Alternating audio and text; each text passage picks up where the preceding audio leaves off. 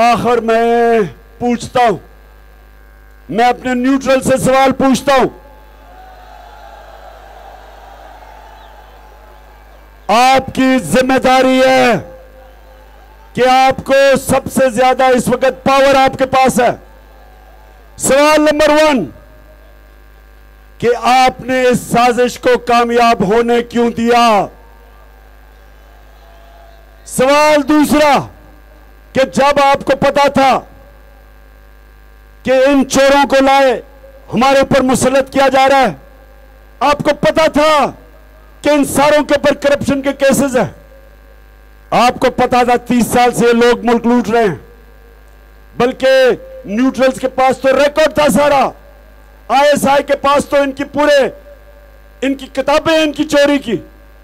मेरा सवाल यह है कि कैसे आपने इनको हमारे मुल्क के ऊपर मुसल्लत करने दिया।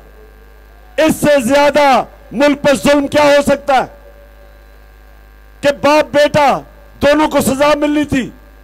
16 अरब रुपए का एफआईए में केस, 8 अरब रुपए का शहबाज और बेटों का नैब में केस।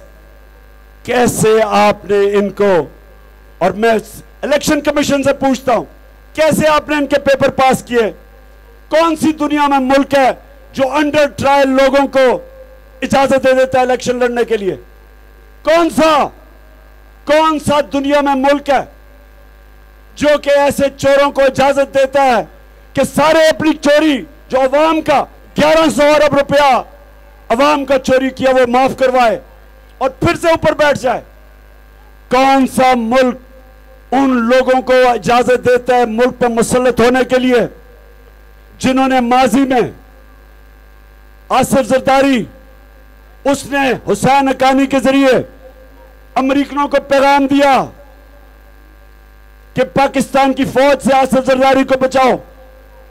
उधर नरेंद्र मोदी के पैर पकड़ लिए नवाज शरीफ ने कि मैं छुप छुप के मिल रहा हूं, कहीं मेरी फौज को ना पता चल जाए। बरकत दत्त किताब में लिखती है कि काठमांडू में छुप छुप के अपनी फौज से नवाज शरीफ नरेंद्र मोदी को मिल रहा था।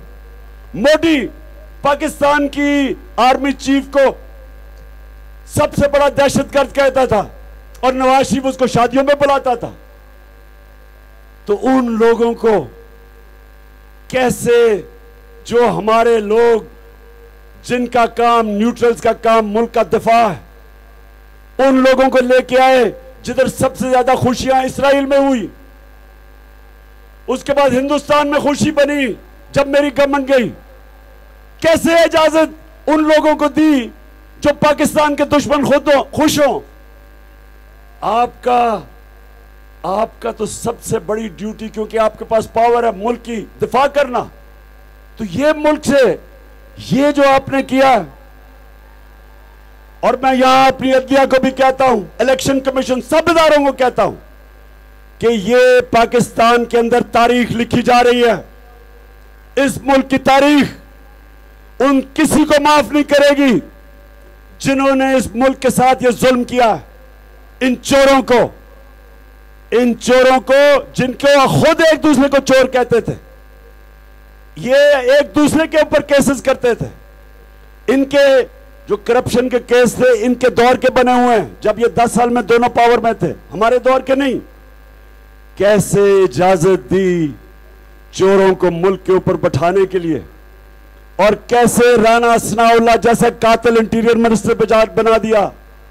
कैसे हमने इजाजत दी कि इस कौम के ऊपर इन लोगों को लाएं जो कि आपको किसी अब दुश्मन की जरूरत नहीं है, यही वो पाकिस्तान से कर देंगे जो कोई दुश्मन नहीं कर सकता। तो मुल्क की तारीख लिखी जा रही है, कोई नहीं भूलेगा किसका क्या रोल है।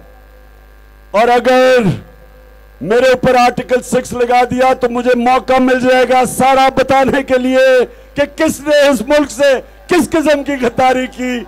मौका मुझे दे दे। पाकिस्तान जिंदाबाद।